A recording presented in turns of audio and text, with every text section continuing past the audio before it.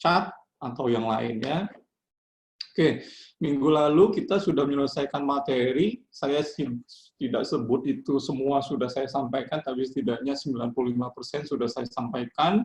Mulai dari identifikasi ya, identifikasi penghasilan, baik itu penghasilan yang tidak dikenakan pajak, lalu penghasilan yang dikenakan pajak final. Sisanya adalah penghasilan yang dikenakan pajak tetapi tidak final. Oke. Untuk yang penghasilan dikenakan pajak final, artinya penghasilan tersebut dikenakan pajak atas nilai brutonya, nilai bruto dengan tarif khusus, yang kemarin ada yang menanyakan tarifnya dari mana.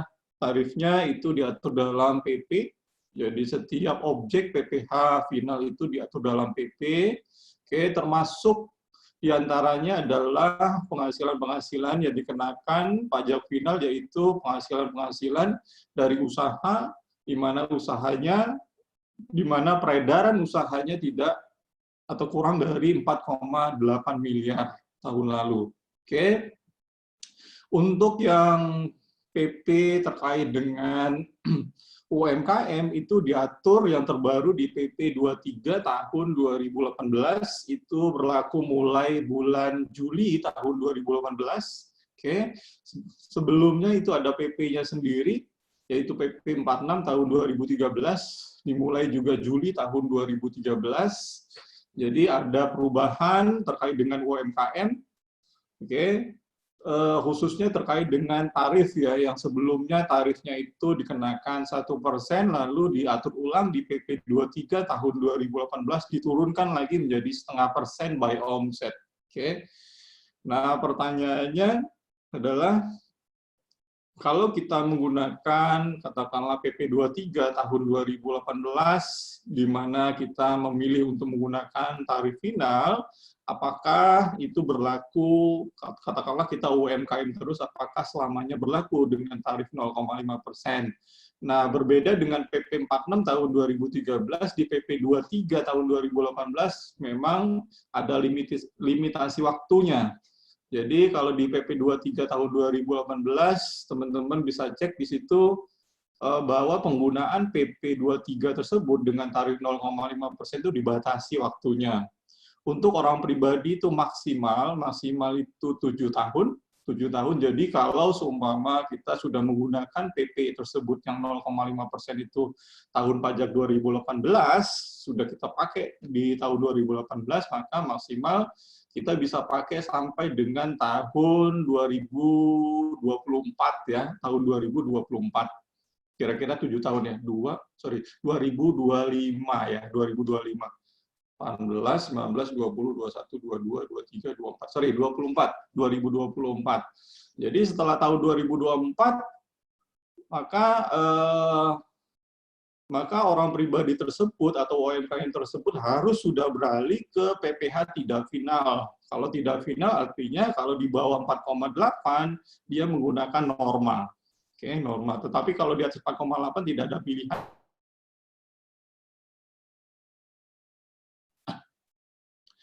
Oke, itu untuk orang pribadi. Kalau teman-teman nanti masuk ke section badan, ya, badan itu kalau di PP 23 cuma dikenal 2. Yang pertama adalah PT, yang kedua adalah CV. Jadi kalau PT itu dikasih waktu cuma 3 tahun untuk menggunakan 0,5%, sedangkan CV 4 tahun. Artinya apa? Kalau PT, kalau teman-teman punya PT tahun 2018 sudah menggunakan tarif 0,5%, maka terakhir tentunya tahun ini, tahun 2020, 18, 19, 20. Artinya tahun 2021, walaupun omsetnya masih di bawah 4,8 miliar, dia harus switching ke PPh tidak final pasal 17. Kalau CV diberikan waktu 4 tahun, teman-teman, jadi masih ada kesempatan untuk menggunakan PPh final 0,5% itu sampai tahun 2021.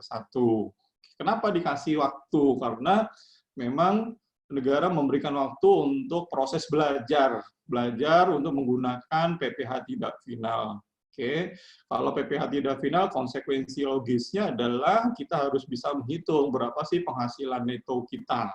Nah, penghasilan neto terkait dengan usaha itu pilihannya 2, Yang pertama kita menyelenggarakan pembukuan tentunya berdasarkan laporan laba rugi. Yang kedua adalah kita bisa menggunakan norma terkait dengan pencatatan. Itu kira-kira pengantar dari saya terkait dengan PP 23 tahun 2018. Oke, tadi ada pertanyaan terkait dengan tarif. Nah, ini karena di soal latihannya itu background case-nya kalau tidak salah tahun 2016, harusnya kalau kita melaporkan SPT tahun 2016, kita menggunakan tarif konsisten dengan tahun pajak tersebut, masih menggunakan 1%. Oke, mungkin ada yang nggak konsisten dengan jawabannya karena saya menjawab dengan keadaan terkini, karena saya nggak mungkin menyampaikan tarif 1% sekarang, kecuali kalau teman-teman kasusnya diperiksa tahun 2016-nya, maka kita balik ke 1%. Tetapi kalau kita bicara tahun 2 tahun terakhir, 18, 19, 20, maka tarifnya 0,5%. Jadi, ya saya mau sampaikan jangan terlalu terpaku dengan jawabannya, tetapi kita harus lihat konteks tahun pajaknya. Oke, itu ya Bu Ikna ya. Iya, terima kasih. Tapi waktu kalau misalnya ada soal gitu Pak ya, 2016 berarti yang kita jawab 1%. 1% kan ya? Oh baik, terima kasih. Betul. Jadi kalau teman-teman ikut ujian USKP ya, ujian sertifikasi konsultan pajak, itu tahun pajak itu menjadi sangat penting ya untuk menentukan itu regulasi pada saat itu seperti apa. Contoh nanti kalau teman-teman masuk PPh Badan, kalau case-nya tahun 2019, maka tarifnya masih 25%, tetapi kalau dia masuk tahun 2020 case-nya, maka tarifnya menjadi 22%. Jadi memang dituntut kita untuk melihat histori peraturan-peraturan itu. Kenapa? Karena kalau kita bicara tahun 2016, 17, 18 belum daluarsa. Kalau belum daluarsa artinya tahun pajak tersebut masih bisa dimungkinkan untuk dilakukan pemeriksaan, sehingga apa? Kita harus melihat kembali regulasi pada tahun itu seperti apa. Gitu ya, Bu Ina ya. Terima kasih, Pak. Selanjutnya saya juga masih menjawab pertanyaan, biar saya juga ada waktu untuk 10 Oktober.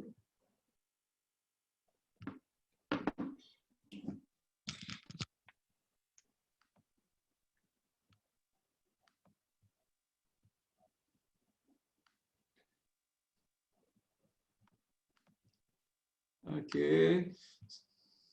Sebelum saya jawab pertanyaan lebih lanjut ya, saya akan menyampaikan apa yang kita akan bahas hari ini. Oke, kalau minggu lalu kita sudah masuk ke penghasilan-penghasilan, lalu menghitung PPh terutang, PPh kurang bayar, lalu PPh pasal 25 tahun pajak berikutnya. Hari ini kita masuk ke teknis ya, teknis. Yang pertama nanti saya akan mengenalkan jenis formulir ya, jenis formulir.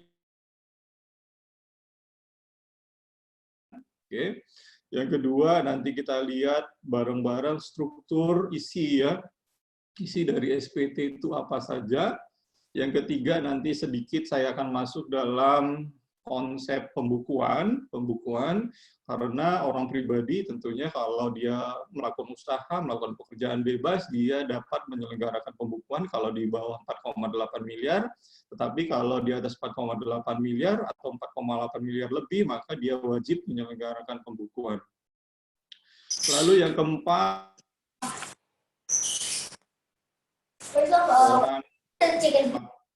pelaporan harta dan utang. Oke, pelaporan harta dan utang.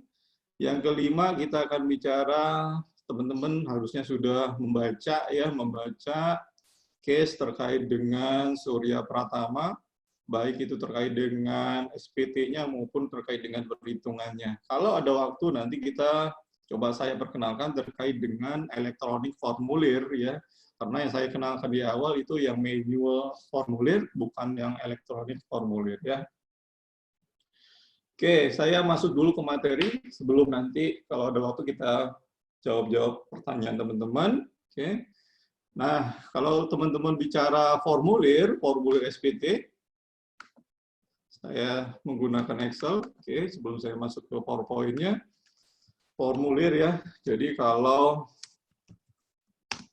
PPh orang pribadi ada formulir SPT-nya. Oke, tapi sebelum saya masuk ke formulir SPT, saya menyampaikan bahwa kewajiban penyampaian SPT, oke, buat orang pribadi itu sebenarnya yang utama adalah terkait dengan SPT tahunan ya, di mana SPT ini disampaikan paling lambat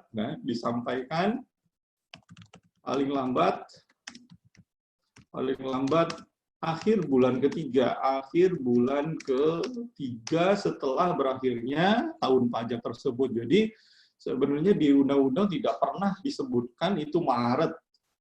Jadi disebutkan dalam undang-undang itu akhir bulan ketiga. Kenapa? Karena dimungkinkan memang tahun pajak, baik itu orang pribadi maupun badan itu berbeda-beda. Contoh kalau semuanya kita menggunakan pembukuan, lalu pembukuannya tahun bukunya bukan Januari Desember, tetapi katakanlah April sampai dengan Maret.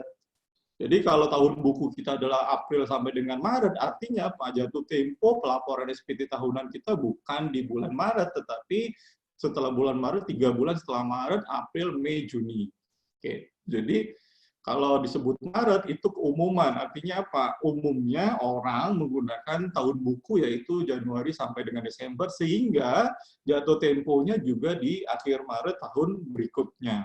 Nah, yang saya mau sampaikan juga adalah SPT ini disampaikan paling lambat, katanya paling lambat, sehingga jangan sampai kita semuanya masuk ke Maret. Karena banyak kasus di mana ketika menyampaikan di SPT di Maret itu sistemnya kredit ya. Kalau dulu mungkin antrian di KPP-nya banyak gitu ya, sehingga menimbulkan emosi yang luar biasa. Sudah antri panjang-panjang, disampaikan ke petugasnya ditolak. Nah ini marah semua kan gitu. Nah, demikian juga untuk sistem, walaupun sekarang menggunakan DJP online artinya disampaikan, disubmit melalui menggunakan media online, tetapi yang terjadi adalah ketika semua menyampaikan di Maret, sistemnya drop. Akhirnya apa? Tidak bisa disampaikan, akhirnya terlambat. Nah, yang saya mau sampaikan, saya mau titik beratkan adalah kalau bisa memang SPT itu disampaikan secepatnya. Kalau udah Januari ya paling lambat Februari, sehingga tidak ada keramaian di sana, baik itu di KPP maupun di sistemnya. Oke. Nah, untuk formulir SPT ada 3. Yang pertama adalah formulir SPT 1770 SS. Oke. Saya mulai dari yang paling sederhana sampai dengan yang paling kompleks. Yang kedua adalah formulir SPT 1770S. Yang ketiga adalah formulir SPT 1770. Oke, jadi kalau umpamanya teman-teman ke KPP atau masuk ke DJP online, pasti ada pilihan 3 ini. Apakah dia menggunakan 1770SS, 1770S, 1770. Nah, pertanyaannya, bisa nggak kita sembarang ambil saja, kita bisa pilih? Nggak bisa seperti itu. Oke. Karena pertanyaannya adalah kapan orang pribadi itu menggunakan formulir 1770SS, 1770S, dan 1770. Nah, kalau kita lihat yang paling kompleks tentunya adalah 1770. Yang paling sederhana adalah yang 1770SS. Orang pribadi menggunakan yang ada label S-nya ketika dia tidak melakukan usaha dan atau pekerjaan bebas. Jadi kalau yang tidak melakukan usaha, tidak melakukan pekerjaan bebas, maka dia punya 2 choice, dia bisa menggunakan SS atau S. Oke. Dalam bahasa sederhananya, kalau saya sampaikan, S atau SS digunakan untuk orang pribadi, pegawai atau karyawan. Oke. Ini atau dia adalah statusnya pegawai. Oke. Ini juga pegawai. Oke. Kalau saya mau jadi pegawai, pertanyaannya, saya boleh nggak sebarang pakai SS atau S? Ternyata diatur lagi, kapan dia boleh menggunakan SS, kapan menggunakan S. Kalau dia hanya satu pemberi kerja, jadi dia karyawan, pegawai, satu pemberi kerja, dengan penghasilan bruto tidak melebihi 60 juta. Kurang dari 60 juta, maka dia harusnya menggunakan 1770 SS. Jadi kembali lagi, SS ini dipakai untuk pegawai, di mana dia memperoleh penghasilan hanya dari satu sumber, satu pemberi kerja, dengan penghasilan bruto itu tidak lebih dari, kurang dari 60 juta. Tetapi kalau dia lebih dari sama dengan 60 juta, pegawai tersebut, lebih dari 60 juta, atau lebih dari satu pemberi kerja, maka dia tidak boleh lagi menggunakan formulir yang 1770 SS. Dia harus sudah masuk ke 1770 S. Sedangkan yang 1770 itu dipakai untuk orang pribadi usaha atau melakukan pekerjaan bebas. Pertanyaannya, berapa nilai minimum yang omset atau usaha yang dihasilkan? Itu tidak ada batas minimalnya. Artinya apa? Contoh sederhana, kalau ada orang pribadi buka warung saja. Buka warung artinya apa? Dia melakukan penjualan, dia melakukan usaha, maka berapapun omsetnya, dia tidak boleh lagi menggunakan formulir yang ada label S-nya. Dia harus menggunakan yang 1770. Itu perbedaan antara formulir 1770 SS, S, dan 1770. Tapi yang saya mau tanyakan juga adalah, teman-teman, kalau seumpama ada pegawai ini, satu pemberi kerja, lalu penghasilan brutonya juga kurang dari 60 juta, pertanyaannya, boleh nggak dia menggunakan 1770 S atau menggunakan 1770? Jadi kalau kita buat leveling, level 1 yang paling mudah itu 1770 SS, 1770 S, lalu yang paling kompleks, yang paling lengkap adalah 1770. Jadi kalau saya balik ke pertanyaan saya tadi, boleh nggak saya karyawan, pokoknya, ada karyawan, satu pemberi kerja, penghasilan bruto berdasarkan bukti potongnya katakanlah 49 juta, kurang dari 60 juta. Boleh nggak saya menggunakan yang S atau 1770? Boleh. Jadi kalau dia seharusnya di 1770 SS, dia boleh menggunakan 1770 S, dia boleh menggunakan 1770. Yang tidak boleh adalah turun levelnya. Katakanlah dia melakukan usaha, dia tidak boleh menggunakan 1770 S, dia tidak boleh menggunakan 1770 SS. Atau umpamanya karyawan, penghasilannya lebih dari 60 juta, penghasilan brutonya lebih dari 60 juta, harusnya posisinya ada di mana? Di 1770 S. Maka dia tidak boleh menggunakan 1770 SS, yang boleh adalah dia 1770 S sesuai dengan porsinya, atau dia menggunakan formulir yang lebih lengkap, yaitu 1770. Jadi, kalau siapapun sebenarnya boleh menggunakan 1770. Tetapi nggak semua bisa menggunakan 1770 SS atau menggunakan 1770 S. Itu terkait dengan formulir SPT orang pribadinya. Kalau ada pertanyaan, saya persilahkan dulu ya.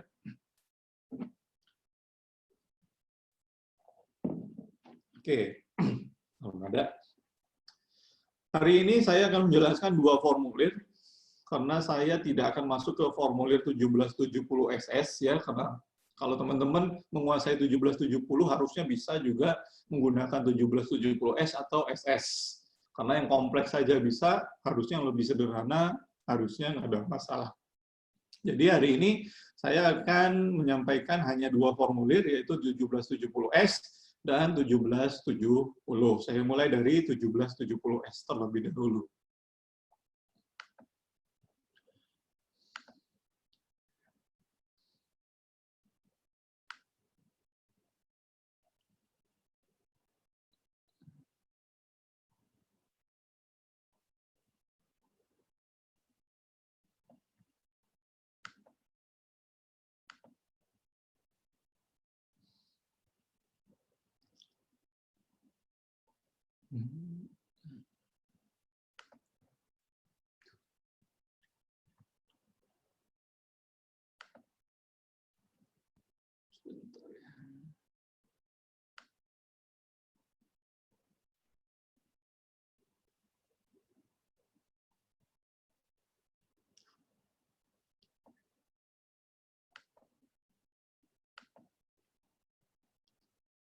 Oke, ini harusnya sudah muncul.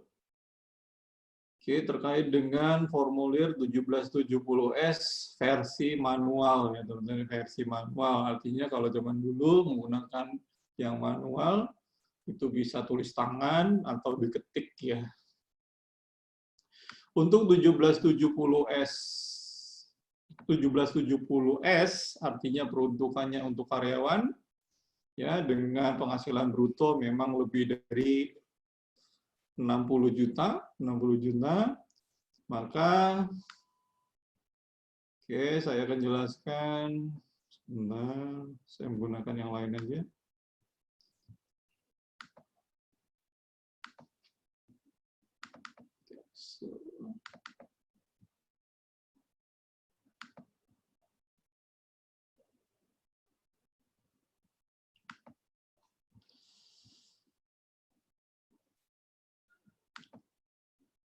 Oke, share screen.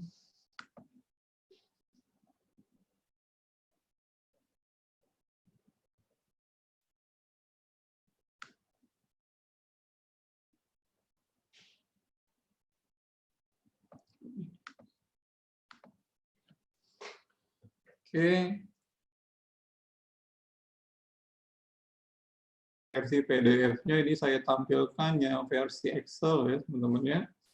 Oke, untuk 1770S itu ada dua bagian besar dalam SPT-nya. Yang pertama adalah ya bagian SPT-nya. Yang pertama bagian 1770S. Yang pertama itu adalah lampiran. Yang kedua adalah induk SPT. Oke. Lampiran itu saya bagi lagi menjadi dua. Yang pertama adalah lampiran utama. Oke, lampiran utama. Lampiran utamanya itu ada dua, yaitu lampiran 1 dan lampiran 2.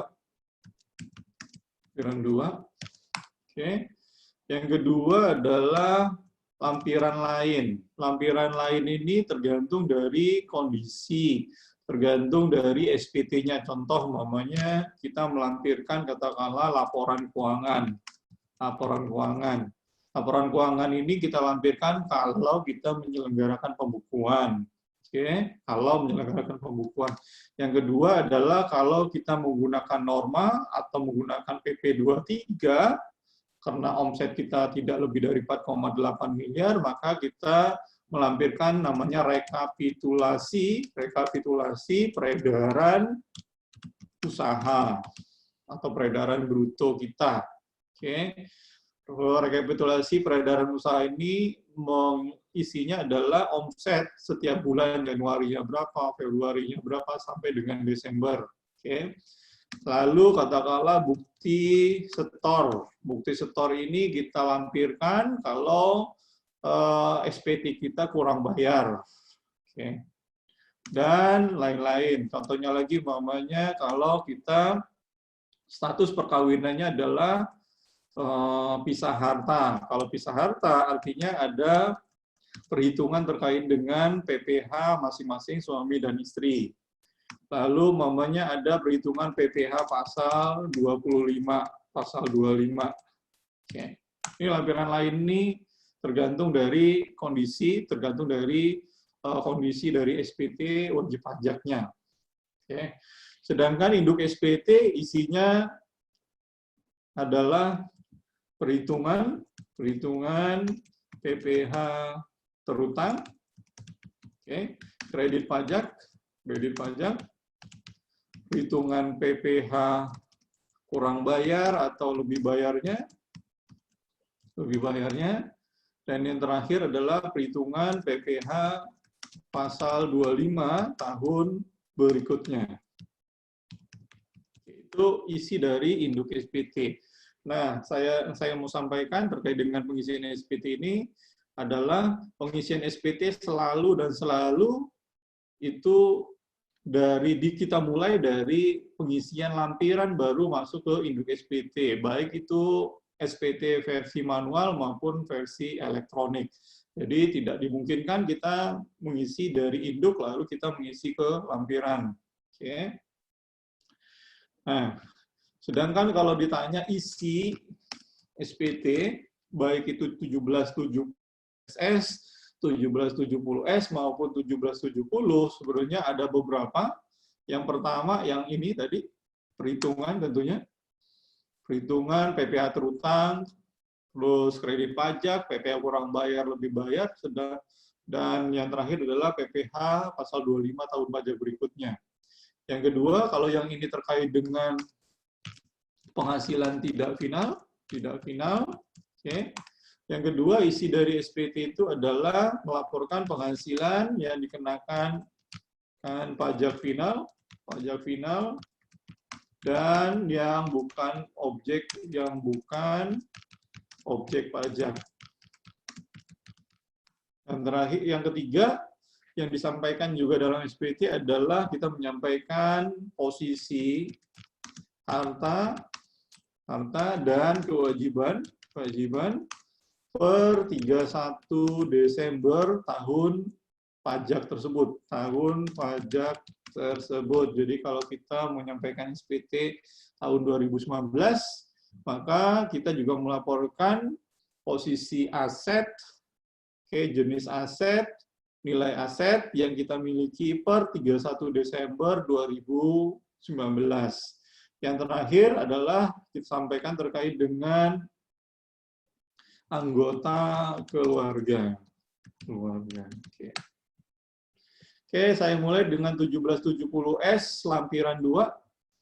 Oke, di lampiran 2, apa yang perlu kita laporkan di lampiran 2? Ada 4 ya, ada 4 bagian. Kalau teman-teman lihat di sini di judulnya, ada 4 bagian yang kita harus sampaikan di lampiran 2. Yang pertama adalah kita menyampaikan penghasilan-penghasilan yang dikenakan pajak final dan atau bersifat final. Oke. Yang kedua adalah kita menyampaikan harta pada akhir tahun. Oke. Yang ketiga adalah kita menyampaikan utang yang dimiliki atau belum dilunasi per tanggal 31 Desember akhir tahun juga. Yang keempat adalah terkait dengan daftar susunan anggota keluarga. Oke, saya sampaikan satu-satu dulu. Untuk bagian A, jadi kalau teman-teman yang memang tidak berkecimpung di dunia pajak, terus lupa terkait dengan jenis-jenis penghasilan yang dikenakan pajak final, sebenarnya tinggal buka saja SPT-nya, cek apakah di tahun tersebut memang kita menerima penghasilan-penghasilan yang dikenakan pajak final. Nah, ini harusnya sudah kita sampaikan minggu lalu, jenis pajak penghasilan yang dikenakan pajak final. Oke. Yang pertama, kemarin kita sudah bahas bunga deposito, lalu ada bunga obligasi atau diskonto obligasi, lalu kita kalau ada transaksi penjualan saham di bursa efek, yang keempat adalah kalau kita menerima hadiah undian, yang kelima adalah terkait dengan pesangon. Yang keenam, ini kalau dia adalah pegawai negeri sipil, aparatur sipil negara, ASN, atau TNI Polri, maka dia memperoleh penghasilan honorarium atas beban APBN, APBD yang dilaporkan di section final di sini. Lalu ada pengalihan hak atas tanah dan bangunan. Ini kalau kita melakukan, katakanlah, melakukan penjualan atas tanah dan atau bangunan yang kita miliki, penjualan apartemen, penjualan ruko, penjualan rumah, dan seterusnya. Lalu penghasilan berupa sewa tanah dan atau bangunan. Yang ke-9 ini, kalau saya ada waktu nanti saya jelaskan, karena memang jarang sekali terjadi transaksinya, Yang ke-10 terkait dengan bunga simpanan anggota koperasi, ini juga dikenakan pajak final. Yang ke-11 ini tidak berlaku final lagi terkait dengan transaksi derivatif. Oke, yang ke-12 adalah penghasilan berupa dividen. Yang ke-13 ini yang kita bahas kemarin, yaitu penghasilan istri dari satu pemberi kerja.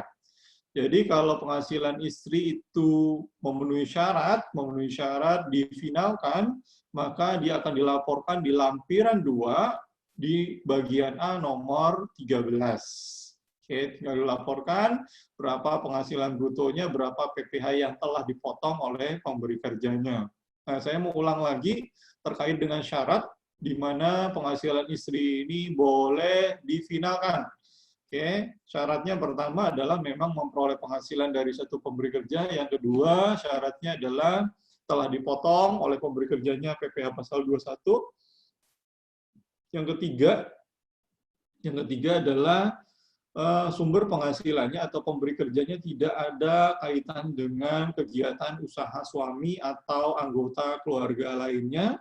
Yang keempat, yang penting adalah bahwa si istri ini tidak memperoleh penghasilan dari usaha atau pekerjaan bebas. Jadi kalau dia melakukan usaha atau melakukan pekerjaan bebas, maka walaupun satu pemberi kerja, walaupun dia telah dipotong PPh pasal 21, tetap dia tidak bisa difinalkan. Karena salah satu syaratnya adalah tidak melakukan usaha atau tidak melakukan pekerjaan bebas. Nah, ini mungkin relatif dengan case-nya, nanti kita lihat case-nya ya. Case dari istri, si Surya, itu apakah dia memperoleh penghasilan dari usaha atau pekerjaan bebas. Jadi kalau dia memperoleh penghasilan dari usaha atau pekerjaan bebas, maka penghasilan yang tadinya akan kita finalkan tidak menjadi final. Oke, kalau dia tidak menjadi final, artinya penghasilan tersebut digabung dengan penghasilan si suami di dalam perhitungan PPh turutang atau PPh kurang bayar atau lebih bayarnya. Yang terakhir di poin 14 adalah penghasilan lain yang dikenakan pajak final. Nah, di poin 14 inilah yang nanti kalau kita menggunakan 1770 ya, itu kalau kita melakukan usaha atau melakukan usaha di mana kita menggunakan tarif PP 23 0,5%, maka kita laporkan di line terakhir ini. Tetapi untuk 1770, bukan 1770S. Karena 1770S ini peruntukan hanya untuk orang pribadi yang tidak melakukan usaha, tidak melakukan pekerjaan bebas. Lalu yang bagian B, kita akan melaporkan harta. Nah, ini banyak sekali terjadi kesalahan ya teman-teman ya. Jadi ini sepertinya sederhana, tetapi ini banyak permasalahannya terkait dengan bagaimana kita melaporkan harta kita per akhir tahun. Oke. Poin yang saya mau sampaikan terkait dengan pelaporan aset ini adalah sedapat mungkin memang per 31 Desember kita mengidentifikasi aset-aset harta yang masih kita miliki per 31 Desember tersebut. Oke. Tentunya kalau 31 Desember, artinya 31 Desember pukul 23.59.59. Harusnya di cut off itulah kita mengidentifikasi apa saja yang masih kita miliki per akhir tahun tersebut. Oke. Di sini ada beberapa informasi yang kita harus sampaikan. Yang pertama adalah jenisnya, jenis hartanya. Nanti kita coba lihat jenis hartanya apa saja. Contoh, nanti kita bicara ada uang tunai, ada tabungan, ada deposito, ada kendaraan, ada rumah, ada tanah, dan seterusnya. Itu adalah contoh dari jenis harta. Yang kedua adalah yang ditanyakan juga adalah, katakanlah kita punya kendaraan, mobil ya, mobil, pertanyaannya adalah tahun perolehannya tahun berapa. Oke, tahun belinya tahun berapa. Kalau kita menyampaikan SPT 2019, ternyata mobil tersebut sudah kita beli tahun 2016, maka tahun perolehannya tetap 2016. Oke, sepanjang mobil tersebut memang masih dimiliki per akhir tahun. Yang ketiga adalah, yang ditanyakan juga adalah harga perolehannya. Harga perolehannya. Untuk harga perolehan, ini kita tentunya mengacu pada nilai belinya berapa. Untuk aset-aset di mana aset tersebut memang tidak berubah, contoh maunya seperti kendaraan, tanah dan atau bangunan, kan gitu, di mana harga perolehannya, katakanlah kita beli rumah tahun 2000 harganya 300 juta, maka sepanjang rumah tersebut belum dijual, maka dari tahun 2000 sampai tahun 2020 sekalipun, maka harga perolehannya tetap 300 juta. Jadi tidak mengikuti harga pasarnya, tidak mengikuti nilai yang ada di NJOP PBB-nya. Dia mengacu pada harga perolehan pada saat dibeli. Oke. Lalu ada kolom keterangan di sini. Kolom keterangan ini nanti saya perjelas pada waktu kita masuk ke 1770 saja ya. Oke, kolom keterangan. Oke, saya akan masuk sebentar ke jenis-jenis harta ya. Jenis harta.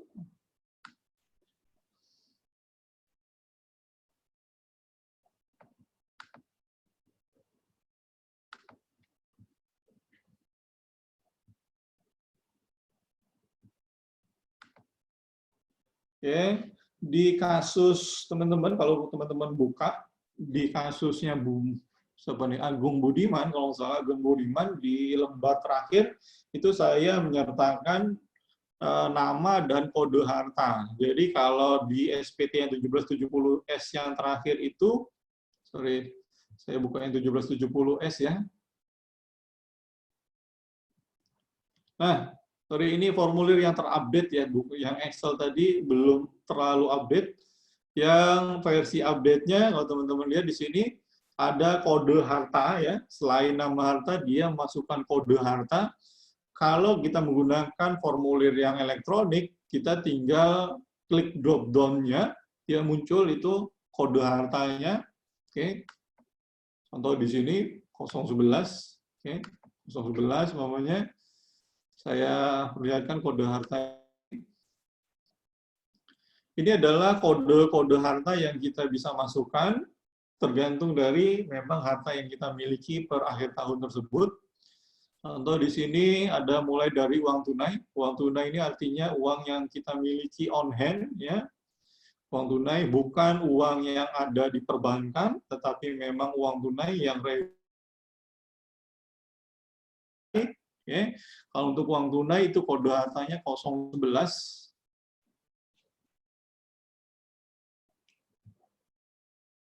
011.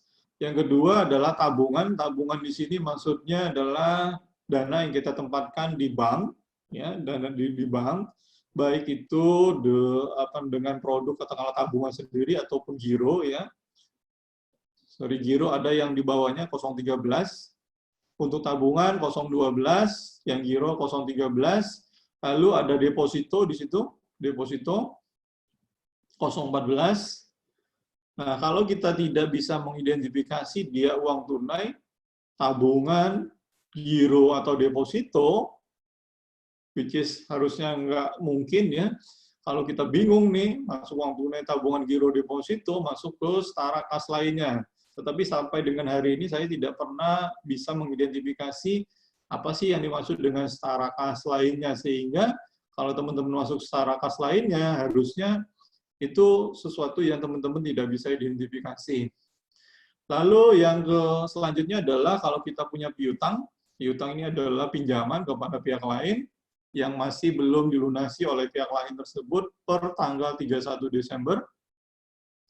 Lalu ada piutang afiliasi. Piutang afiliasi maksudnya kita memberikan pinjaman kepada perusahaan-perusahaan yang memang kita miliki. Oke, itu piutang afiliasi. Lalu ada persediaan usaha. Ini adalah kalau kita dagang, maka kita punya persediaan, punya katakanlah bahan baku kalau di manufacturing, atau barang jadi masuk ke persediaan usaha. Lalu piutang lainnya, kalau ada piutang lainnya tidak masuk dalam piutang usaha atau piutang afiliasi. Lalu ada saham di sini untuk dijual kembali, artinya artinya saham-saham ini tujuannya adalah trading. Kalau saya masuk ke transaksi saham, yang dimaksudkan dengan saham yang dibeli untuk dijual kembali ini adalah saham-saham yang memang diperdagangkan di bursa efek. Jadi kalau kita punya saham, katakanlah Astra International atau BRI, BCA, dan seterusnya, maka yang kita masukkan adalah 031. Tetapi kalau saham tersebut adalah saham atas perusahaan-perusahaan non-listed di bursa efek, tidak listed di bursa efek, maka kita masukkan dengan kodenya adalah 032, ya. Jadi kalau 031 untuk yang listed di bursa efek, yang 032 itu saham non-bursa. Lalu ada obligasi, obligasi ada 1, 2, 3 sama surat utang lainnya. Kalau obligasi perusahaan dengan kode 033, kalau obligasi pemerintah itu 034. Tapi kalau di luar surat obligasi, investasi dalam bentuk obligasi masuk ke surat utang lainnya. Lalu kalau kita punya penempatan dana di reksadana, maka dengan kodenya adalah 036. Oke. Lalu ada instrumen derivatif, ini yang high level tentunya. Oke. Ada kontrak berjangka, warrant, dan seterusnya. Itu 037. Lalu kalau kita memiliki perusahaan, mendirikan perusahaan dalam bentuk katakanlah CV atau firma, bukan berbentuk PT, karena kalau PT tadi kita masuk ke 032, kalau ini 038. Jadi bedakan nanti kalau kita punya PT, punya saham di PT, bisa hanya badan hukumnya, usaha yang kita miliki berbadan hukum, CV atau firma, maka kodenya adalah 038. Kalau kita tidak bisa identifikasi dia saham, obligasi, reksadana, atau penyertaan dalam CV atau firma, kita masuk ke 039. Kita ambil contoh, kalau dulu waktu TA, tax amnesty, banyak pertanyaan terkait dengan asuransi yang unit link. Nah, ketika dia masuk ke instrumen investasi, walaupun dia asuransi, maka dia masuk ke kodenya adalah 039. Oke, jadi contoh dari 039 itu adalah asuransi yang sifatnya investasi atau unit link. Lalu ada section lagi terkait dengan kendaraan. Kendaraan di sini ada sepeda, sepeda motor, mobil. Oke, alat transportasi lainnya. Jadi kalau punya sepeda, sepeda motor, mobil, ini ada kodenya 041 sampai dengan 043. Kalau tidak bisa diidentifikasi, dia sepeda atau sepeda motor atau mobil, dia masuk ke 049. Contohnya kalau kita punya pesawat, namanya. Oke. Pesawat 054, sorry, 054 ada sendiri ya pesawatnya. Kalau transportasi lainnya ini selain, pokoknya selain sepeda, sepeda motor, mobil, selain juga pesawat terbang, kapal pesiar, di sini helikopter, dan seterusnya. Lalu kalau kita punya logam mulia seperti emas batangan, emas perhiasan, dan seterusnya, kita menggunakan kodenya 051, termasuk diamond. Okay. Lalu ada batu mulia lainnya. Okay. Batu mulia lainnya ini yang tadi saya sebutkan diamond 052. Kalau logam mulia emas ya, platina, atau logam mulia lainnya, tetapi kalau untuk intan, berlian, batu mulia lainnya itu di 052. Lalu kalau kita punya barang seni, contohnya adalah lukisan gitu ya, dan dia punya value di situ, artinya apa? Memang punya nilai jual, artinya itu adalah bagian dari aset kita, kita akan masukkan dengan kode 053. 054 tadi sudah saya sampaikan terkait dengan kendaraan yang nilainya mungkin besar ya, yaitu kapal pesiar, pesawat terbang, helikopter, jet ski, dan peralatan olahraga khusus seperti para layang ya. Oke, kita menggunakan kodenya 054. Lalu kalau kita punya di rumah, umpamanya ada peralatan elektronik, furnitur, itu menggunakan kode 055. Lalu kalau kita tidak bisa identifikasi dari sepeda sampai dengan peralatan elektronik, harta itu bergerak di sini artinya bisa digerakkan ya, bukan tanah dan bangunan, maka kodenya adalah 059. Sedangkan untuk section tanah dan bangunan ini dibedakan menjadi 4 ya. Pertama 061 terkait dengan tanah dan atau bangunan tempat tinggal. Nah, yang dimaksud dengan 061 ini bukan rumah yang kita tinggali, tetapi tanah dan bangunan tersebut memang peruntukannya, jadi bukan memang fungsinya apa, tapi peruntukannya apa. Memang peruntukannya untuk tempat tinggal. Saya ambil contoh, kalau saya beli katakanlah tanah di komplek perumahan. Jadi kalau kita beli tanah di komplek perumahan, harusnya peruntukannya adalah untuk rumah tinggal. Oke, kalau kita bangun itu mesti rumah tinggal. Oke, maka atas tanah kafling tersebut itu kita kasih kode 061. Beda halnya kalau kita maunya beli tanah di mana sebelah kiri sebelah kanannya itu adalah ruko dan memang peruntukannya untuk ruko, maka kodenya bukan 061 tapi 062. Oke, jadi bukan kita pakai untuk apanya pertanyaan, tetapi peruntukan umumnya untuk apa. Jadi kalau kita punya rumah lebih dari satu kita tinggali, yang lain kita sewakan, maka rumah yang lain itu tetap kita menggunakan kode 061 karena peruntukannya dalam tempat tinggal, bukan tempat usaha.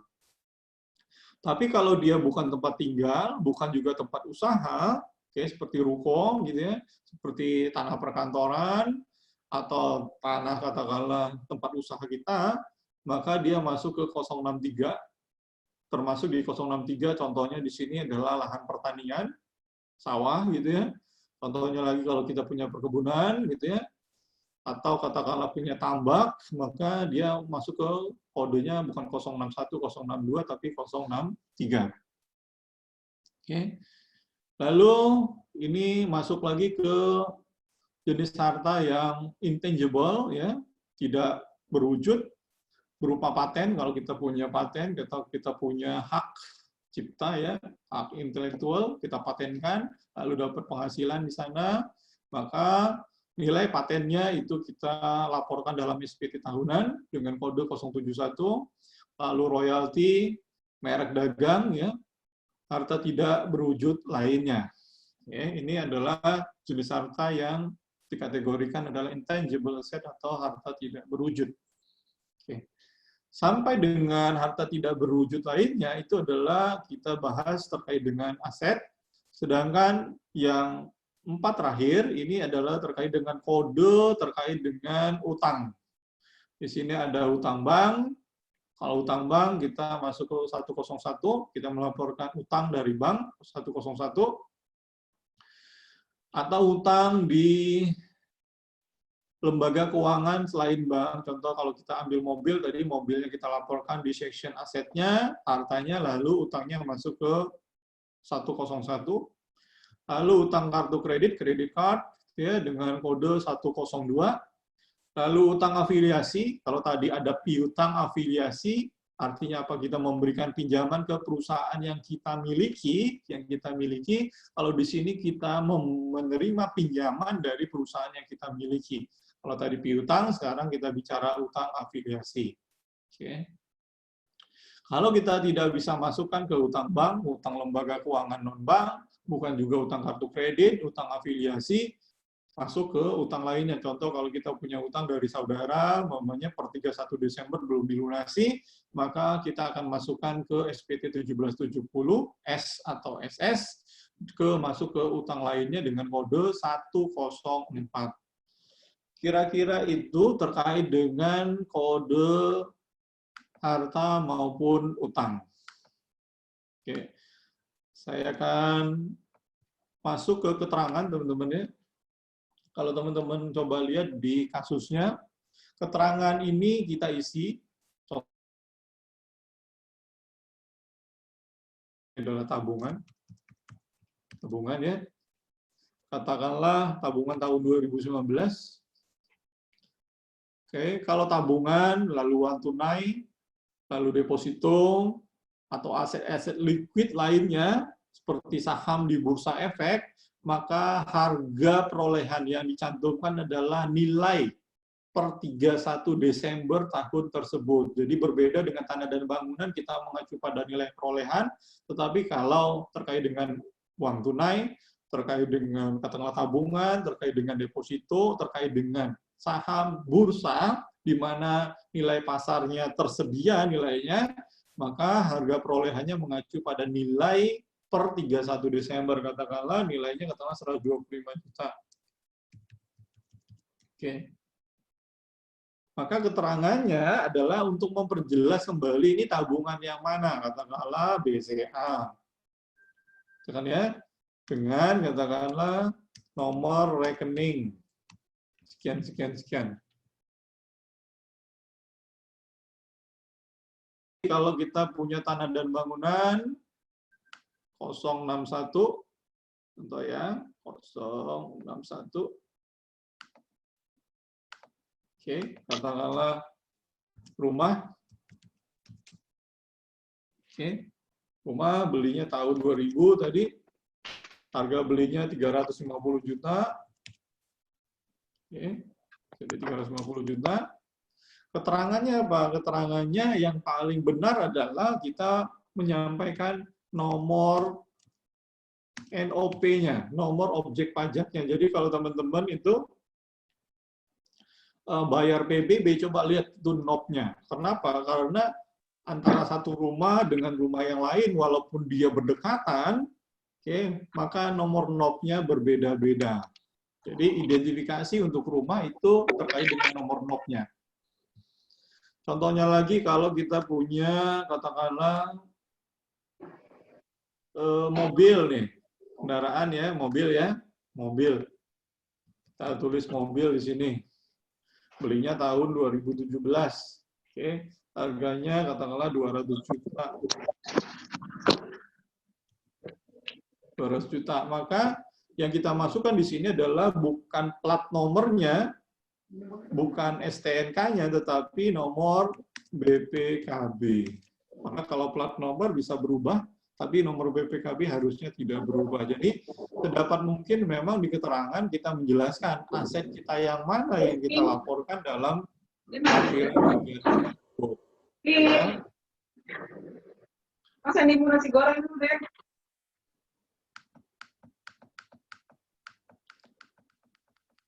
Oke.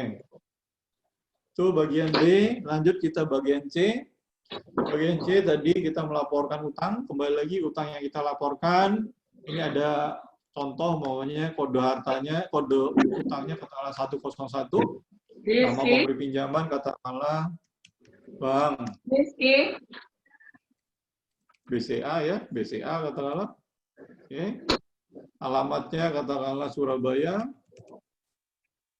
Tahun pinjam, ini tahun pinjam artinya apa? Kita buat agreement-nya tahun berapa? Katakanlah kita pinjam mulai tahun 2017. Oke, KPR contohnya, KPR. Jumlahnya ini adalah jumlah yang belum dilunasi per 31 Desember.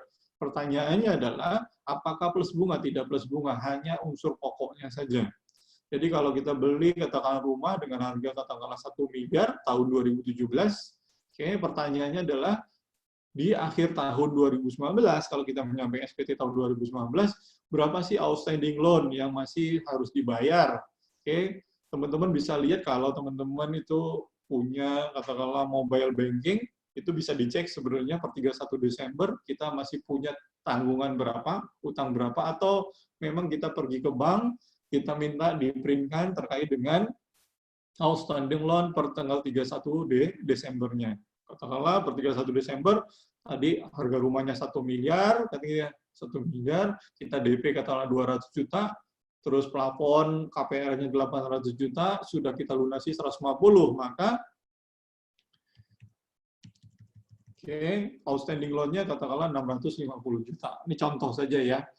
Jadi, kalau kita KPR, kita pinjam, maka unsur bunganya tidak perlu dimasukkan sebagai komponen utang. Karena kalau kita lunasi per 31 Desember, yang kita harus lunasi adalah pokok plus dengan sanksi. Kalau kita bicara, katakanlah pelunasan di bank. Lalu di bagian D, di bagian daftar susunan anggota keluarga. Oke, yang banyak salah, yang terjadi banyak salah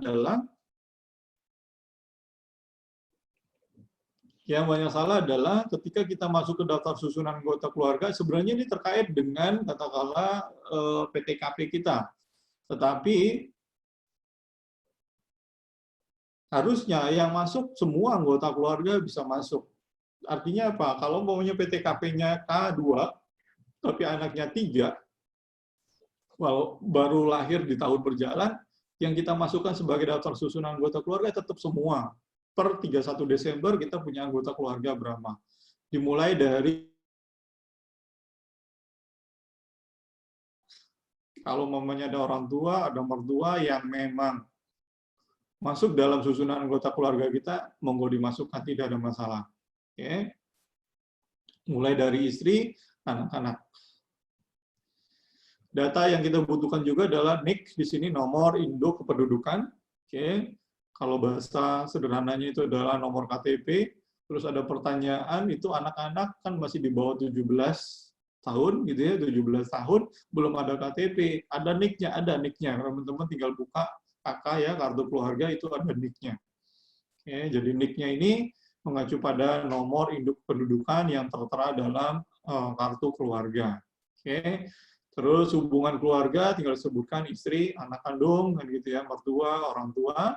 Lalu pekerjaan di sini disebutkan kalau istri karyawan, ditulis karyawan. Oke. Kalau dia usaha ya usaha, kalau ibu rumah tangga ya ibu rumah tangga. Untuk anak-anak mungkin seperti mahasiswa, pelajar, kan gitu ya, belum sekolah dan seterusnya, tinggal diisi di kolom pekerjaan. Itu lampiran 2-nya, teman-teman. Lalu kita masuk ke lampiran 1, masih di 1770S, ya, 1770S. Di bagian lampiran 1 ini ada 3 bagian besar. Yang pertama adalah menghitung penghasilan neto dalam negeri lainnya. Oke, artinya kalau 1770S ini diperuntukkan untuk pegawai, maka di bagian A ini adalah penghasilan-penghasilan yang tidak terkait dengan statusnya sebagai pegawai, yaitu penghasilan dalam negeri lainnya. Contoh di sini ada bunga. Bunganya tentunya bukan yang final ya. Kalau yang final itu sudah masuk ke lampiran 2, ini adalah bunga yang sifatnya tidak final, bukan bunga obligasi, bukan juga bunga katakanlah tabungan atau bunga deposito, selain bunga yang dikenakan pajak final. Lalu kalau dia memperoleh namanya royalti, lalu dia menerima sewa ini selain tanah dan atau bangunan, ini adalah penghasilan yang sifatnya tidak final. Oke. Lalu kalau dia menerima penghargaan dan hadiah yang memang bisa dikuantifikasi dalam bentuk rupiah. Oke. Lalu ada keuntungan penjualan harta, contoh kalau dia mempunyai punya saham non bursa, lalu dia lakukan penjualan, lalu ada keuntungan di sana, maka keuntungan tersebut masuk penghasilan dalam negeri lainnya ke bagian A nomor 5. Contohnya lagi kalau dia punya perhiasan tadi logam mulia lalu dilakukan penjualan untung, maka dia masuk ke juga bagian A bagian 5. Oke. Lalu kalau tidak masuk ke bunga, tidak masuk royalti, tidak masuk sewa dan tidak masuk dalam penghargaan hadiah serta penjualan, keuntungan dari penjualan, maka dia masuk ke penghasilan lainnya. Sebagai contoh dalam case mamanya menerima penghasilan dari katakanlah kado pernikahan, ya kan masuk ke penghasilan bukan usaha, bukan juga pekerjaan bebas, juga bukan dari pekerjaan, dia masuk ke penghasilan dalam negeri lainnya, masuk ke penghasilan lainnya. Oke. Lalu bagian B, dia melaporkan penghasilan-penghasilan yang tidak termasuk objek pajak. Oke.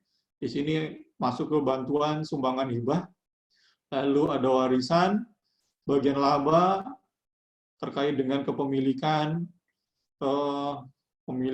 usaha dalam bentuk hukum firma atau CV. Yang keempat adalah klaim asuransi kecelakaan jiwa dwiguna. Yang kelima terkait dengan beasiswa. Yang keenam adalah penghasilan lainnya yang tidak termasuk objek pajak, yang kemarin ada yang menyinggung terkait dengan dana reksa ya. Oke, atau penempatan dana yang telah dikenakan pajak, ya, dana reksa atau reksadana, ya. Oke, produk-produk seperti itu juga masuk dalam komponen penghasilan-penghasilan yang bukan objek pajak. Oke. Lalu di bagian C, kita juga melaporkan daftar bukti potong.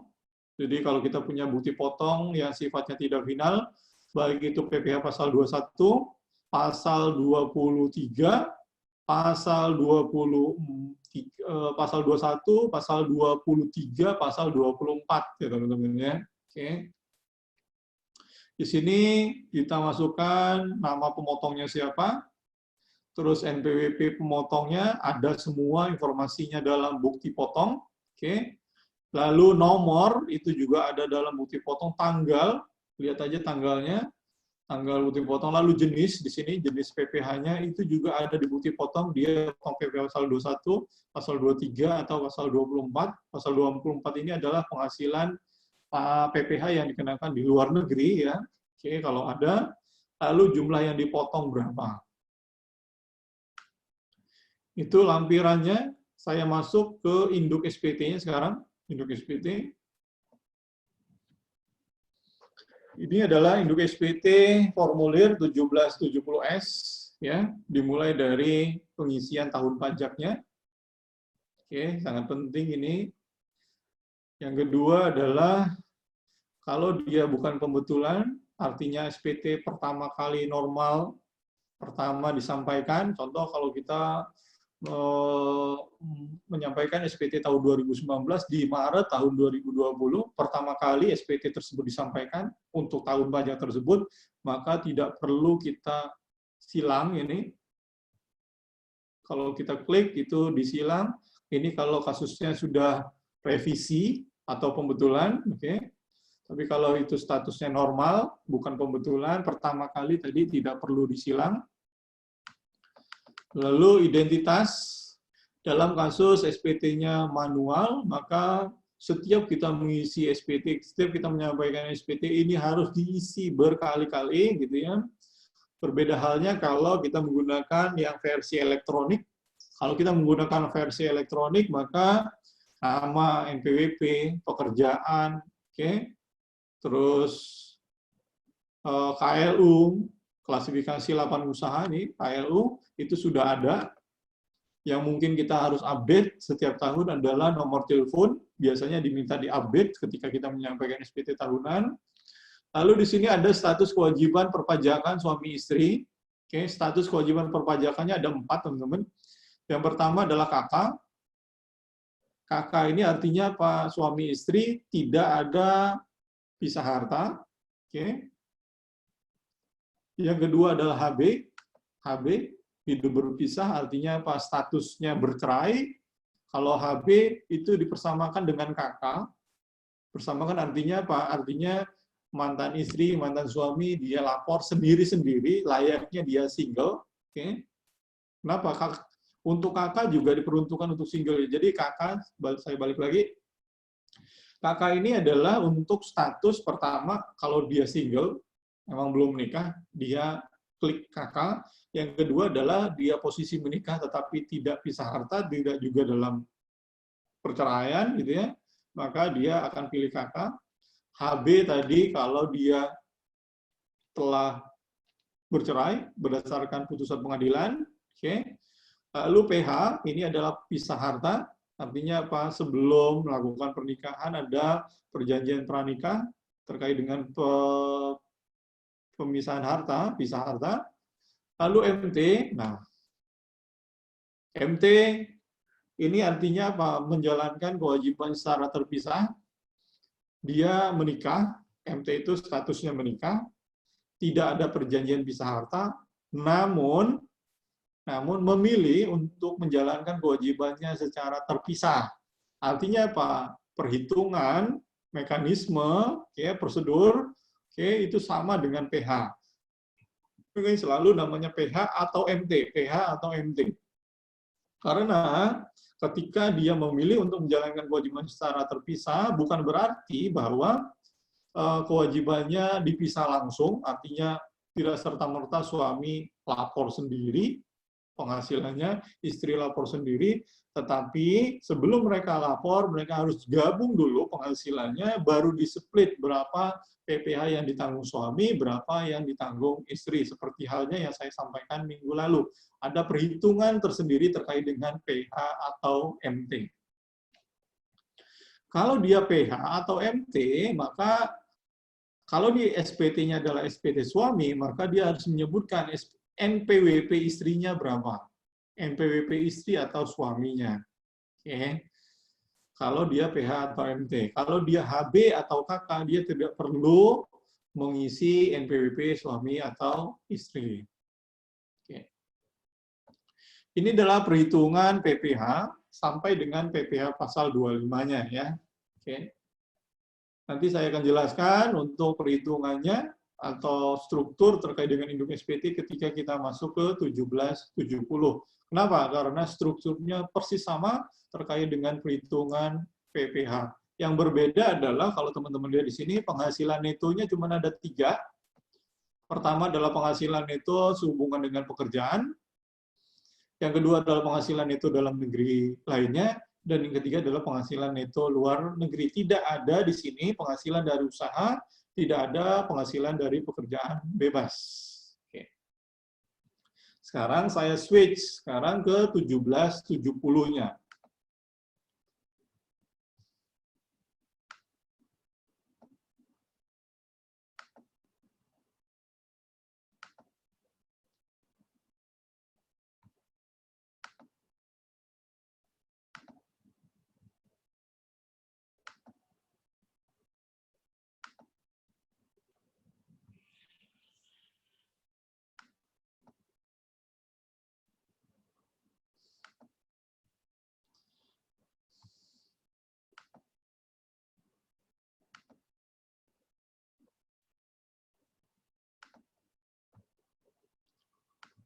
Oke.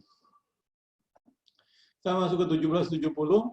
Yang berbeda di 1770 dibandingkan dengan 1770S adalah jumlah lampiran utamanya. Kalau tadi lampiran utamanya cuma 2, sekarang lampiran utamanya ada 4 ya teman-teman ya. Oke. Tinggal kita lihat yang berbeda apa saja antara 1770S dengan 1770. Saya akan mulai dari lampiran terakhirnya, yaitu lampiran 4. Ya, lampiran 4. Di lampiran 4 Romawi. Oke.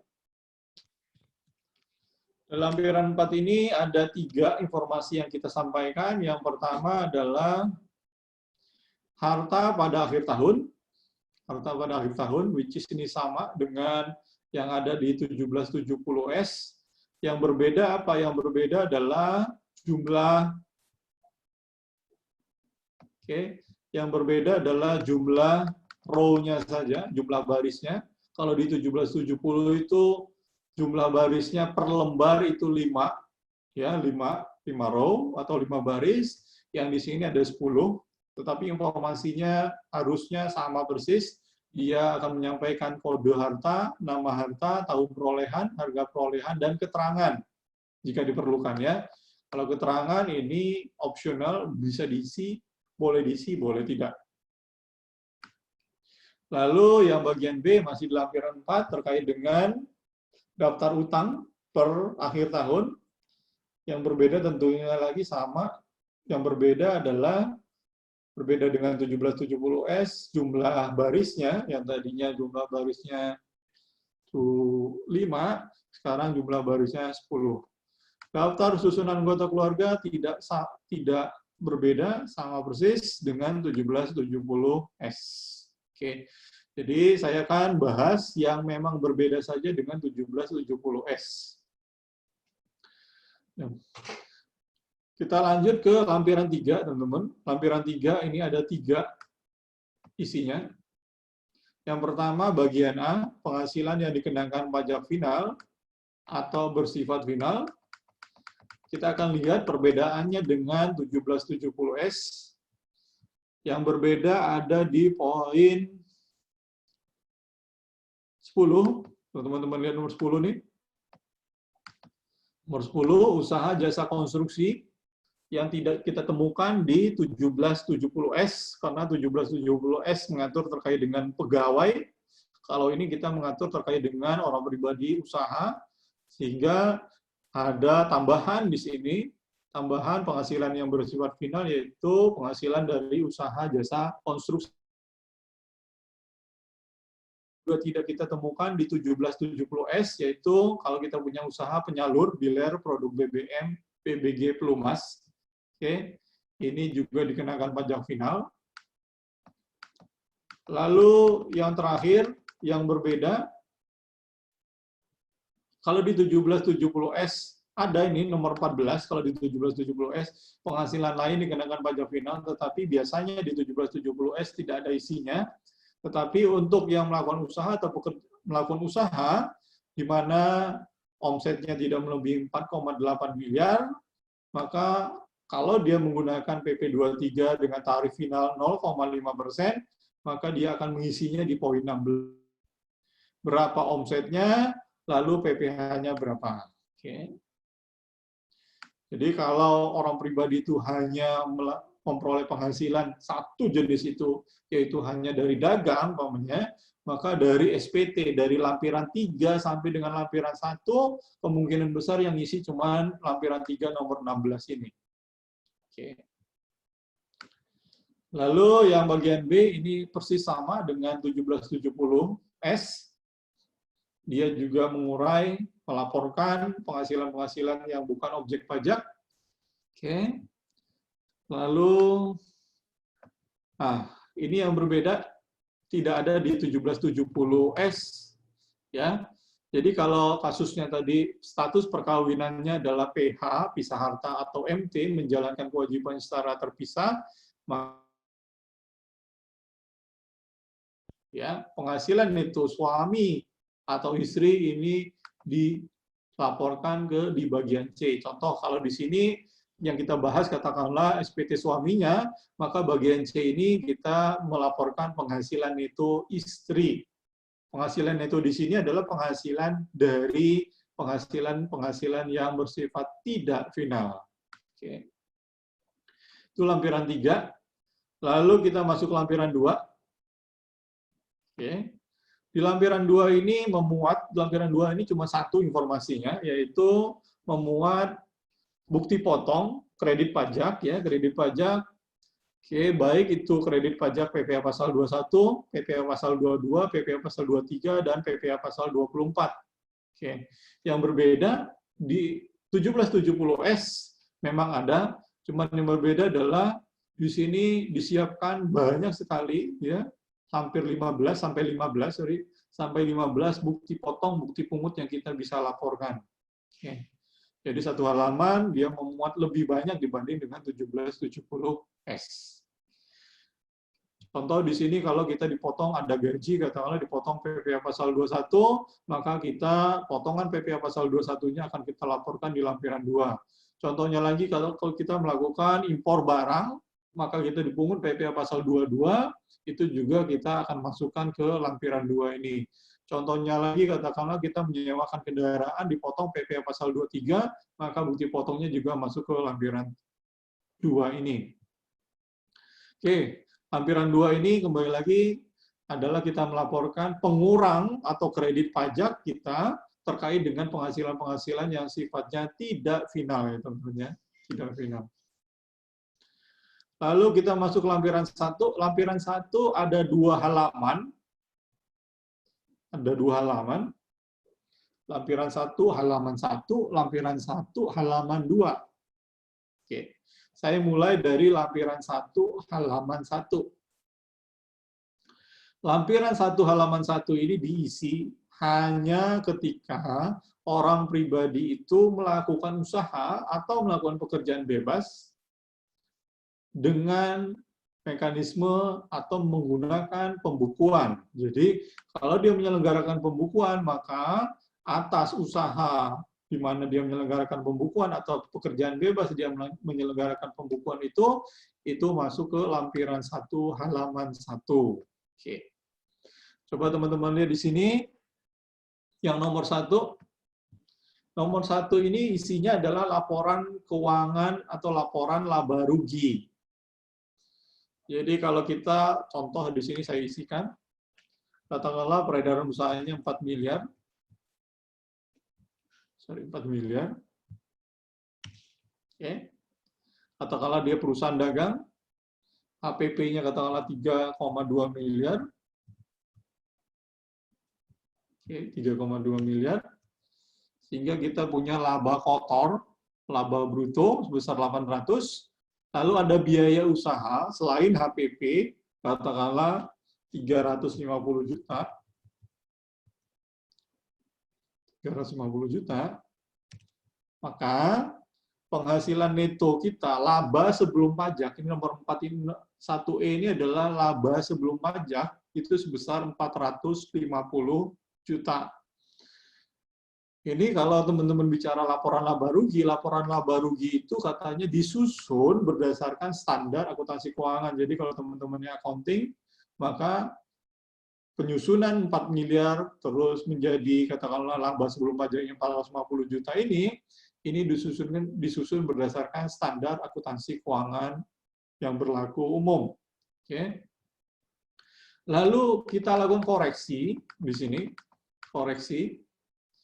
Nah, kalau teman-teman ini pengantar saja karena nanti teman-teman ketika masuk ke PPh Badan pasti akan diperdalam lagi ya.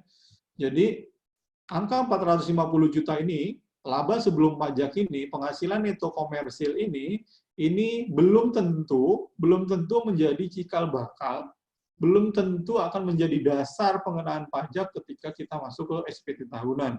Kenapa? Karena ketentuan terkait dengan penyusunan laporan laba rugi ini berbeda dengan ketentuan yang ada di Undang-Undang Pajak Penghasilan. Oke.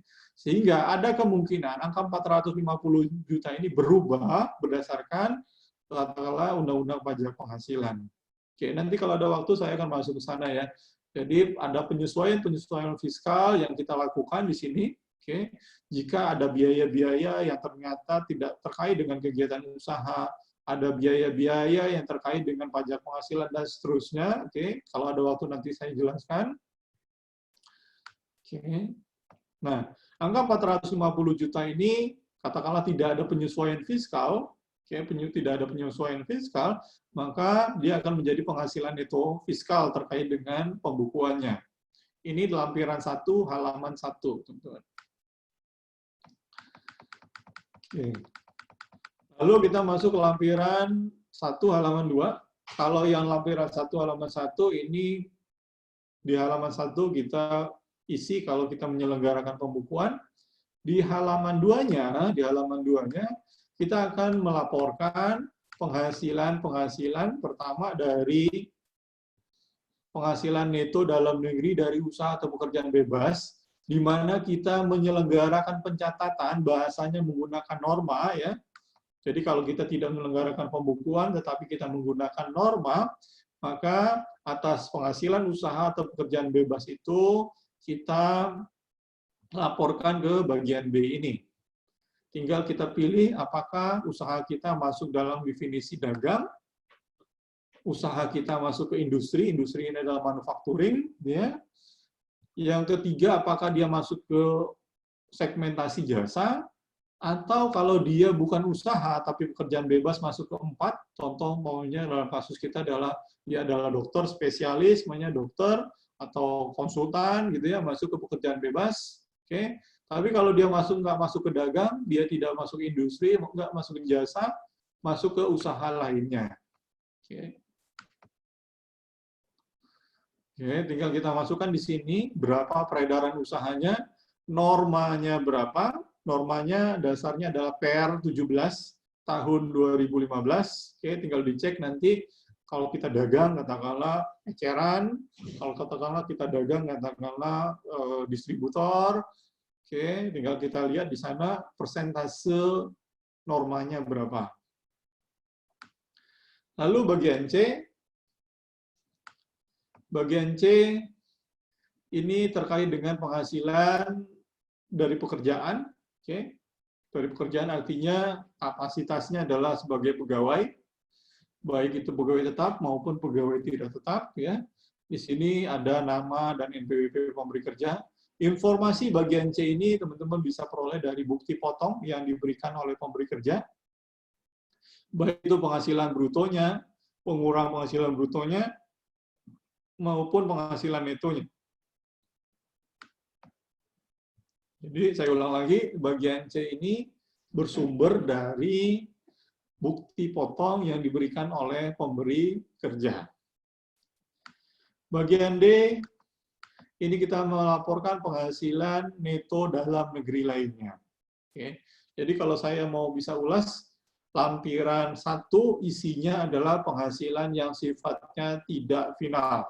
Lampiran 1 adalah penghasilan yang sifatnya tidak final. Tinggal kita lihat apakah penghasilan kita menyelenggarakan pembukuan terkait dengan usaha pekerjaan bebasnya, maka kita isi lampiran 1 halaman 1. Tetapi kalau kita tidak menyelenggarakan pembukuan, kita masuk ke lampiran 2 bagian B-nya. Halaman 2 ya, sorry.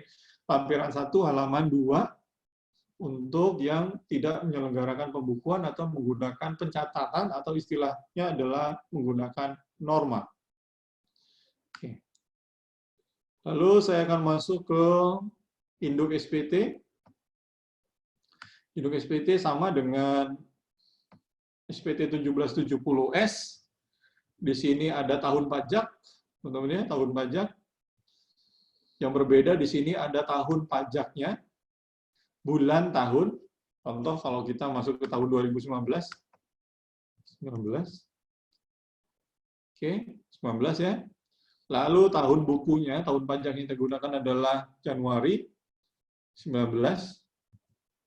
Oke, 12, 19. Oke. Ini yang saya sampaikan tadi, boleh nggak saya menggunakan tahun buku bukan Januari Desember? Boleh, nggak ada masalah, tetapi konsisten. Jangan berubah-ubah setiap tahun berubah. Oke. Lalu ada pertanyaan di sini, apakah kita menyelenggarakan pembukuan? Kalau kita menyelenggarakan pembukuan, otomatis harusnya lampiran 1, halaman 1-nya kita isi. Oke. Atau yang kedua adalah kita menyelenggarakan pencatatan. Pertanyaannya adalah, bisa nggak dalam satu waktu kita menyelenggarakan pencatatan dan juga pembukuan? Bisa. Nanti saya ambil case-nya ya. Jadi ini sebenarnya bukan pilihan. Bisa dua-duanya kita isi dalam ketentuan perpajakannya. Oke. Selanjutnya kita masuk ke induk SPT-nya. Ada kolom identitas sama persis dengan 1770S. Oke. Lalu kita masuk ke penghitungan PPh-nya. Kembali lagi, induk SPT ini menghitung 3. Pertama adalah menghitung PPh terutangnya berapa. Lalu PPh kurang bayar lebih bayarnya berapa. Yang ketiga adalah menghitung PPh pasal 25 yang akan diangsur tahun pajak berikutnya. Yang berbeda dengan 1770S, kalau kita lihat di sini penghasilan netonya ada 4, kalau tadi cuma 3. Oke. Yang pertama adalah penghasilan neto dalam negeri dari usaha dan atau pekerjaan bebas. Oke. Ini langsung muncul 450 juta, artinya apa? Kita ambil dari lampiran 1. Lampiran 1, halaman 1, bagian A. Oke, terkait dengan pembukuan. Lalu kalau kita masuk ke norma, dia masuk ke lampiran 1 bagian B. Oke. Dia langsung menjumlah kalau dia menggunakan medianya elektronik.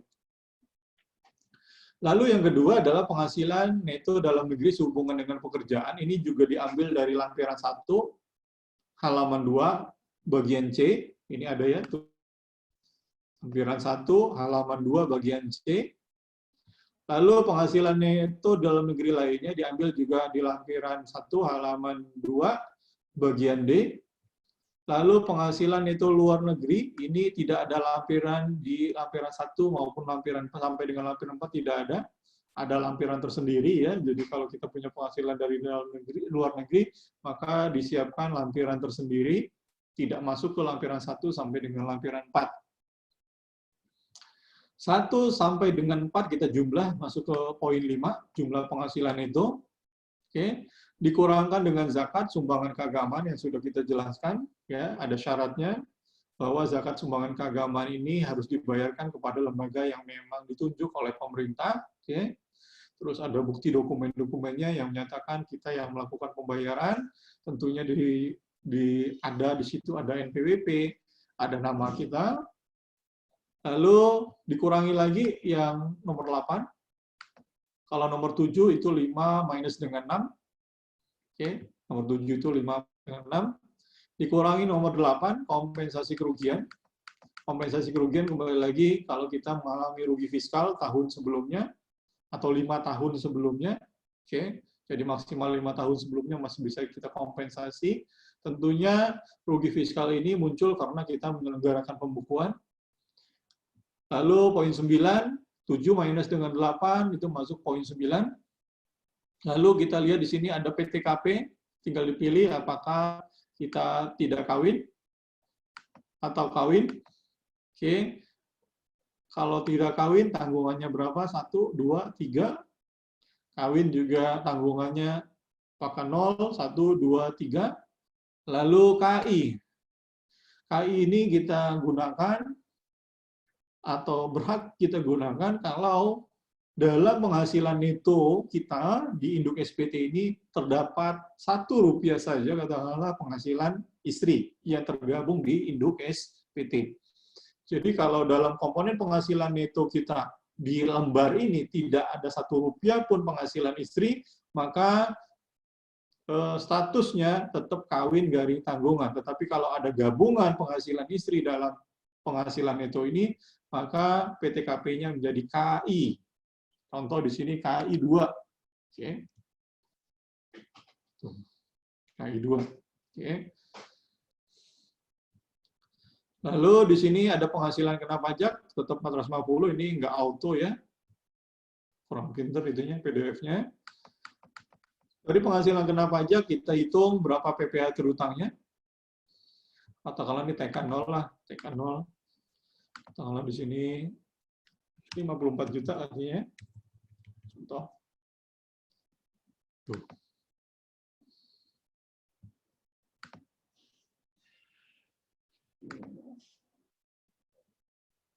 Ini masih yang lama ya nih. Jangan dilihat ini, karena ini masih menggunakan PTKP yang lama, bukan 54 juta. Oke, lanjut kita dari penghasilan kena pajak ini kita hitung berapa PPh terutangnya, tentunya dengan mengalihkan penghasilan kena pajak dikalikan dengan tarif progresif 5, 15%, 25% sampai dengan 30%. Oke. Lalu dikurangi dengan PPh pasal 24 ini terkait dengan penyesuaian PPh di luar negeri. Oke, ini nanti teman-teman coba explore nanti di PPh Badan, karena jarang sekali orang pribadi bahas terkait dengan PPh pasal 24. Sehingga kita punya PPh terutang di sini. Harusnya kalau poin 13-nya 0, maka poin 14 ini sama dengan poin 12. Lalu dikurangkan dengan PPh yang dipotong dipungut oleh pihak lain, ini diambil dari lampiran 2. Lampiran 2, baik itu terkait dengan potongan PPh pasal 21, 22, 23, 24. Oke. Poin 14 minus dengan poin 15 kita dapat PPh-nya ada 2 alternatifnya di sini. Apakah PPh-nya harus dibayar sendiri? Artinya apa? Kalau PPh harus dibayar sendiri, artinya PPh terutangnya masih lebih besar dibandingkan dengan PPh yang dipotong dipungut. Contoh PPh terutangnya katakanlah di sini 76 juta. Yang dipotong katakanlah 20 juta. Maka nomor 16 akan muncul di sini PPh yang harus dibayar sendiri. Tetapi kalau PPh terutangnya lebih kecil ternyata dibanding dengan PPh yang dipotong dipungut, maka yang terjadi adalah PPh-nya lebih dipotong, lebih dipungut. Oke. Lalu kita kurangkan lagi dengan PPh pasal 25 yang memang sudah dibayarkan di tahun pajak tersebut. Oke. Dikurangi nomor 17, maka kita dapat nomor 19 di sini adalah nomor 16 minus dengan 18. PPh harus bayar sendiri, minus dengan kredit pajak nomor 18, kita dapat PPh kurang bayar atau lebih bayar. Oke. Kalau dia kurang bayar, maka harus disebutkan di sini tanggal bayarnya. 31 Maret, maka tanggal lunasnya kemungkinan kalau nggak 31 Maret, sebelum 31 Maret. Tapi kalau dia lebih bayar, kalau ternyata lebih bayar, maka di sini ada 1, 2, 3 pilihannya. Yang pertama kita restitusi. Restitusi itu dikembalikan, tetapi dengan proses kita minta dilakukan pemeriksaan. Oke, restitusi. Kalau kita klik restitusi, maka otomatis kita mau meminta untuk dikembalikan melalui jalur pemeriksaan. Oke. Yang kedua adalah bagian C ini, dikembalikan dengan statusnya adalah pengembalian pendahuluan. Oke, kalau kita masuk dalam kriteria WP patuh, jadi kalau kita ditetapkan sebagai WP patuh, kita boleh mengklik yang poin C kalau dia lebih bayar. Oke, yang D, ini kita bisa pilih, jadi kita minta dikembalikan tanpa dilakukan proses pemeriksaan itu ada 2. Yang C, dikembalikan dengan SKP PKP, pasal 17C, atau yang D ini adalah pasal 17D. 17C kalau kita masuk dalam kriteria WP patuh, ini juga ditentukan dulu baru kita bisa klaim bahwa kita WP patuh. Yang D dengan persyaratan tertentu. Persyaratan tertentu ini terkait dengan nilai nominalnya. Oke, sampai dengan hari ini ketentuannya kalau kita lebih bayarnya tidak lebih dari 100 juta, tidak lebih dari 100 juta, maka kita bisa minta pengembalian tanpa dilakukan proses pemeriksaan. Hanya dilakukan proses penelitian sederhana. Dilihat perhitungannya betul atau tidak, kredit pajaknya betul atau tidak, lalu katakanlah bukti potongnya lengkap atau tidak, dan gitu. Perhitungannya betul atau tidak. Kalau betul, maka dikembalikan tanpa didahului proses pemeriksaan. Lalu yang poin 21, yang 21 ini terkait dengan perhitungan PPh pasal 25 tahun pajak berikutnya. Untuk PPh pasal 25 tahun pajak berikutnya saya jelaskan cuma 2, A sama C ini.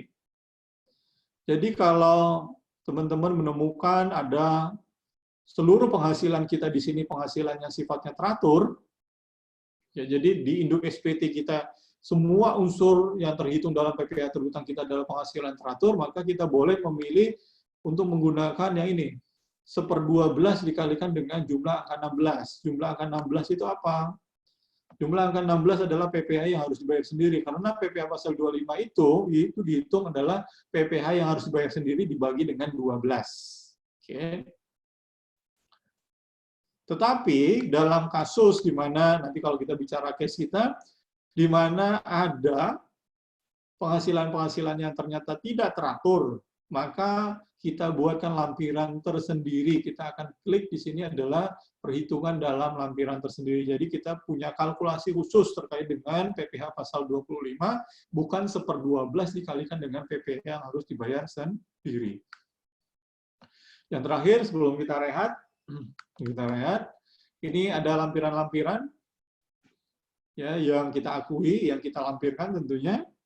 Di sini yang lampiran yang A, lampiran kuasa khusus, kalau kita menggunakan konsultan pajak yang kita percayai tentunya diberikan kuasa untuk menyusun dan juga menandatangani, juga akan menyampaikan SPT tahunannya. Lalu yang B ini adalah terkait dengan kalau kita kurang bayar. Kalau kurang bayar, maka kita juga wajib melampirkan bukti setornya. Lalu yang C, kalau kita menyelenggarakan pembukuan. Yang D, kalau kita punya rugi fiskal. Yang E, kalau kita punya bukti potong. Oke, bukti potong. Yang F, ini juga bukti potong, tetapi terkait dengan pegawai tetap. Jadi kalau pegawai tetap, bukti potongnya ada di F. Selain yang bukti potong selain kapasitasnya pegawai tetap,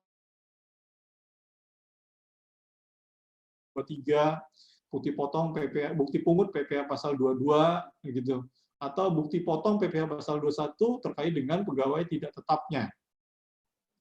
Lalu kalau tadi kita memilih untuk melakukan perhitungan sendiri PPh pasal 25, kita juga klik di sini perhitungan angsuran PPh pasal 25. Yang I ini kalau dia PH atau MT, dia ada lampiran khusus untuk menghitung PPh terhutang yang menjadi bagian suami atau istri. Lalu poin J terkait dengan PPh pasal 25, nanti kita masuk ke WPOP PT ya. Lalu yang K ini adalah rekapitulasi peredaran bruto ya, untuk UMKM yang menggunakan tarif final 0,5%. Kalau di sini masih PP-nya PP 46, harusnya sudah masuk ke PP 23 tahun 2013. Kalau lampiran-lampiran yang kita lampirkan ternyata tidak masuk dalam komponen A sampai dengan K, kita masuk ke poin L. Oke, L. Contohnya, kita melampirkan juga akta hibah, akta hibah atau waris, waris. Oke, jadi selain yang ada di poin A sampai dengan poin K, teman-teman bisa create sendiri di poin L, kita ketikkan apa yang kita lampirkan dalam SPT 1770 tersebut. Oke, itu yang saya mau sampaikan terkait dengan brief, terkait dengan isi struktur SPT 1770S dan 1770 saja. Oke, tanpa S ya. Kalau ada pertanyaan, nanti monggo di chat saja, nanti kita bahas after break. Kita sekarang pukul 10.07, kita mulai lagi 10.37, artinya 30 menit kita break. Oke, sampai ketemu nanti 10.37. Thank you. Terima kasih, Pak.